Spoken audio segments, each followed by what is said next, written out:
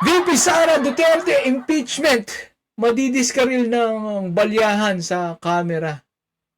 Camera? Camera? Camera. Yan. Ito po kasi tungkol to dun sa ano no. Yung sa status ng Congress pag sinabing camera. Madidiskaril ng balyahan yan. Basahin po natin ha. May mga naglalabasan kasing ganitong ano eh. Yan, maaaring ituloy pa rin ang paghahain ng impeachment. Yan ha. Impeachment na to. Kasi 'di ba na archive yung first impeachment dahil kaysa Supreme Court decision, pero yun nga naka-MR pa yan, naka-motion for reconsideration. Pero itong si Sara Duterte kasi pwede nang sampahan ulit ng impeachment sa February 5, no? Yun po yung timeline niyan. Pero ito, merong naglalabasan na isyong ganito yan. No? Maaaring ituloy pa rin ang laban kay Vice President, ang impeachment. May magsasampa ng kaso. Gayunman, sinabi ni Tino, ito po yung sa ACT Teachers Party List, Congressman, mahihirapan itong makalusot sa Kamara de Representante. Bakit? Bakit kaya? Dahil daw, hindi umano hawak ni Speaker Faustino Boji ang mayorya ng mga miyembro ng kapulungan. Yun lang. Yan po ang sabi ni minority representative Antonio Tino. Yung member ng Makabayan, no. Malabmang ay magre-refile ang mga complainant dahil hindi naman nawawala yung lehitimong issues ng na kinakaharap ni Vice President Sara Duterte. Natabunan man ito ng issue ng flood control, no? Kasi nga naging controversial itong flood control, ang dami nang nategi diyan, no? Pero again, hindi pa rin po nawawala ang issue ni Sara Duterte, ha. Huwag po tayo magkakamali kasi sinasabi ni Sara Duterte malinis siya, ganyan-ganyan. Pero wala pa siyang sinasagot dito, no. Magkakabulbul siya pag tinry niya sagutin tong issue niya sa mga anomalya niya. Ayan. Nanatili at lehitimo ang issue laban sa Vice Presidente. So most likely mabubuhay yan. Sabi ni Tino. Para mag-prosper yung impeachment, kailangan may go signal ng Malacanang. Yun, kailangan na daw. Nililinaw niya, kailangan daw may go signal ng Malacanang at dapat mayroong suporta ng leadership ng Kongreso. Meron daw question mark sa dalawang yon, di ba? Kasi alam naman natin yung Malacanang, nung nakaraan, si BBM, ayaw niya yung impeachment na yan eh. Diba? Kaya ang daming nagdadalawang isip. Pero ganyan pa man natuloy sa Congress. Pero dun sa Senado, dun nagka-problema. Binanggit din ni Tino na kumpara sa panahon ni dating Speaker Martin Romualdez, mahihirapan si D na makakuha ng suporta ng 1/3 ng Kamara na tukuran ang impeachment complaint kay VP Sara. Yun po ang yun ang hindrance, no? Yun yung ang kailangan natin malampasan ngayon, no? Yung tungkol sa 1/3 vote. Pero 'di ba may bagong patakaran ng Supreme Court, dapat ngayon bago magbotohan kailangan parang magkaroon na ng paglilitis sa Kongreso pero yung doon pa lang panalo ka na 'di ba? Panalo ka na, isipin mo harap doon si Sara, gigisahin na siya ng Congress. Parang ngayon mapapaisip ka na maganda rin pala tong decision ng Supreme Court. Yun nga lang, kung ano yung kahihinatnan ng impeachment, yun yung malabo. Pero yung pagdating sa gisahan dun sa Congress, mas maganda. Kasi ang dati, ang paglilitis ay nangyayari lang sa Senado which is ngayong panahon nga na to marami pa rin pong kakampi si Sara, di ba? Ngayon, may pagkakataon na design na siya dito sa Congress. Yari siya, di ba? Kay De Lima, kay Jokno, kay Attorney Beatrix, di ba? Di ba? Putik, grabe. Nakakaano, no? Ewan ko kung ano, hindi mo na kailangan ng ano loyalista na or ng BBM supporter para gisahin si Sara Duterte. Yung palang mga yung makabayan black pa lang, no? Gigisahin na siya doon. Di ba? Kaya yun yung maganda sabi ni Chris Angel 08. Yan, nasa na yun? Handang gumastos. Yan Chris Angel 0827, handang gumastos si Sara ng 5B, mapababa lang si Boji D. Grabe yan May chismis. May chismis si Marites Chris Hindi natin alam kung sure yan, pero yun nga, may mga ganyang mga balita, di ba? Ayan. Sino yan? May may nakapasok ba? Edwin? Nasaan yan? Edwin sir. Wala nga kayang mapakulong hanggang ngayon. Ano tawag mo kay Kay Diskaya, 'di ba? Kay kay sino pa to? Si Zaldico, 'di ba? Hindi pa nga lang nakakauwi. Pero ako tingin ko medyo nagiging mabait sila kasi nagpasko, no? Pasko bagong taon. Baka naman naging mabait lang si ombudsman. Kasi mga kaibigan din niya mga yan Pero duda ako na walang makukulong Kasi ang dami nang sinasabi na may makukulong Siguro it's a matter of time. Kasi ang problema pa nga daw po dyan tungkol dun sa sa Sandigan Bayan. Pero sa mga susunod na araw itatopic natin yan Kasi it's one thing about the executive branch and yung legislative branch, pero sa judiciary, 'di ba? Maraming sabi nga ni Ombudsman Boying Rimulya, lahat ng palusot nasa Sandigan Bayan. Para hindi makulong Ito ang nakakalungkot doon. And when you talk about judiciary, 'di ba, nandiyan yung Supreme Court, nandiyan yung Sandigan Bayan. Hindi natin kilala yung mga tao diyan, paano natin ipe-pressure yung mga 'yan. 'Di ba?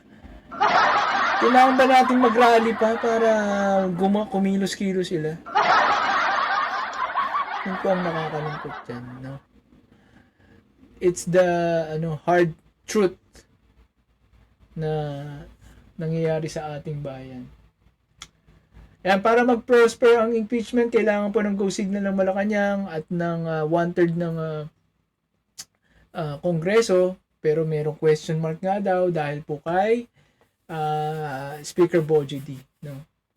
Baka hindi na katulad ng dati, mahihirapan ng makakuha ng 1/3 ang House. It's still possible pero hindi na ganun kasigurado compared last year. Yun lang po ang sinasabi ni Tino.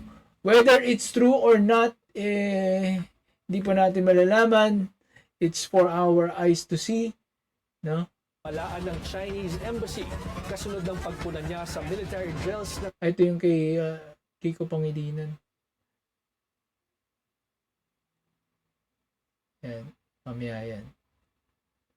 So, in relation po dyan, meron din pong mga article na kagaya po nito. Malayo kay Martin si Boji D, sabi po ng politiko.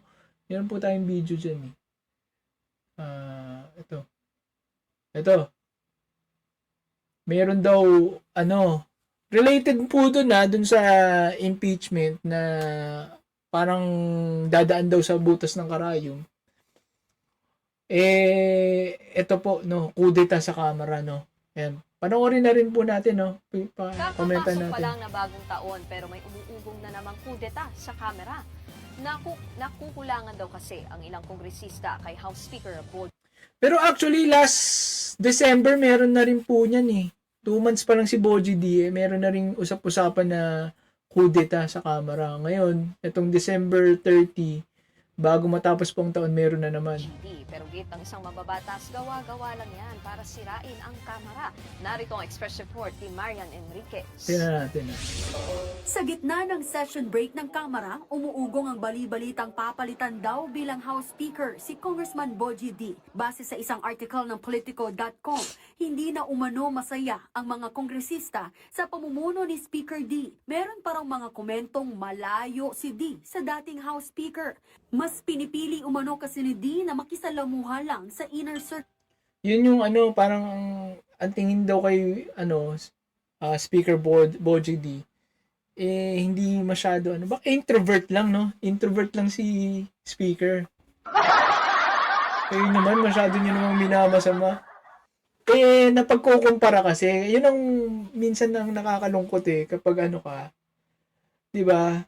Kapag meron kang pinalitan, 'di ba? Mako-compare ka sa pinalitan mo, 'di ba? 'Di ba, yung mga negative traits, yung positive traits. So kung pansin ko kay Speaker Bogie D, parang introvert niya, 'di ba? Tahimik yun. Pero yung mga ibang issue na negative, parang 'di ba? Wala na tayong doon Wala na tayong proof doon. Pero yung kung sasabihin natin introvert, hindi naman agad-agad negative yun, hindi rin naman agad positive yun. Pero yun nga, it's the impression ng mga kapwa niyang kongresista. niya. Umaasta raw ang speaker na hindi niya kailangan ang mga kasamahan niyang kongresista. Umuugong din ang kudeta. Grabe naman yun. Tingin ko hindi naman ganun si Speaker Bogie D. Siyempre, no? Mayabang. Parang wala naman sa itsura niya yung mukhang mayabang.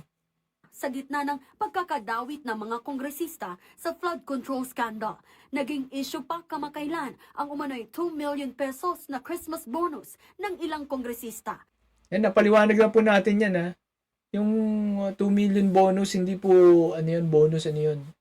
Normal na operating expenses, no?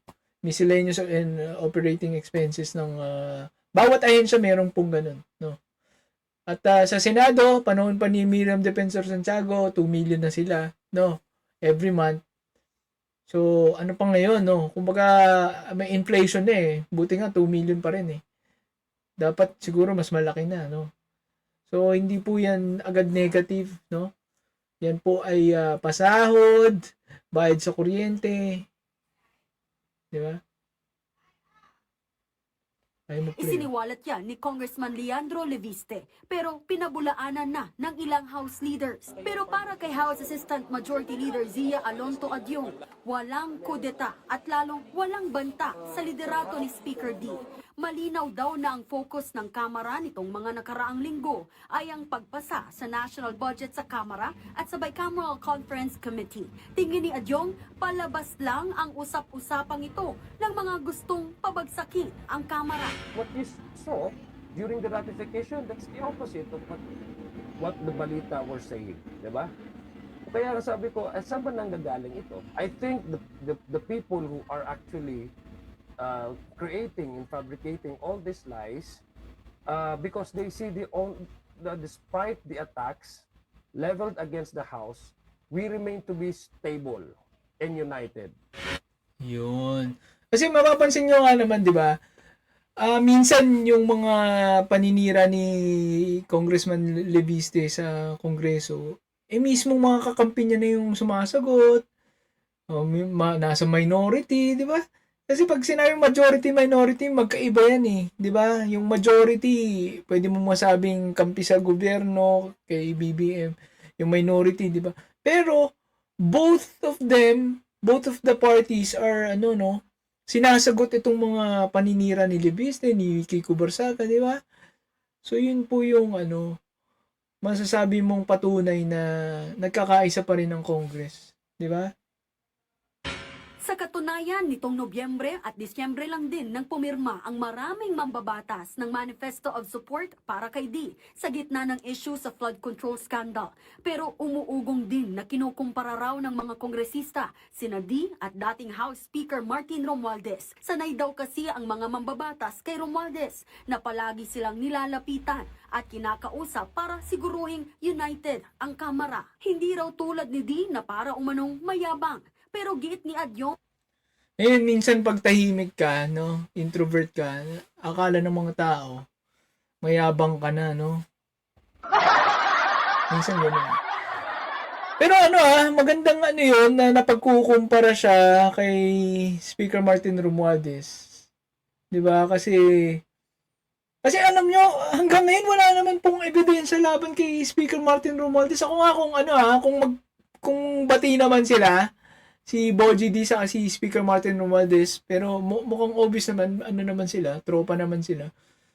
Mas maganda siguro, balik mo na lang yun si Speaker Martin Romualdez eh. Balik nyo na lang pagka-speaker, no? Total, tropa-tropa naman kayo dyan eh. Saka malapit na po kasing impeachment ni Sara Duterte na naman, di ba? Balik nyo na lang si speaker para lang, lalong maasar lang mga DDS. Di ba? Kung sino man yung nagpapakulo niyan na may kudeta sa Kamara, lalo silang mabubuisit pag si SMR na naman ng speaker. Putik, di ba? Kasi kay Boji D, parang sila eh. May pag-asa tayo, may pag-asa tayo. May pag-asa tayong matapol or makudita to si Boji D Ngayon, ipalit mo dyan si Speaker Martin Romualdez. Tingnan natin kung hindi mag-iiyak yan. Ulit nyo gusto nyo ikudita si Boji D o ako ulit dito. Tingnan natin kung may pag-asa kayo. Di ba? Pag si Speaker Martin Romualdez nandyan, tingin mo may pag-asa sila? Kasi guys, kung meron naman po talagang ebidensya against kay Speaker Martin Romualdez, di sana lumabas na yan, hindi lang netong hindi dahil sa kasagsagan ng flood control, dati pa dapat lumabas na yan dahil napaka-vocal ni Sara Duterte. First year pa lang na nakaupo sila BBM. Ang ingay niya na galit na siya kay Speaker Martin Romualdez.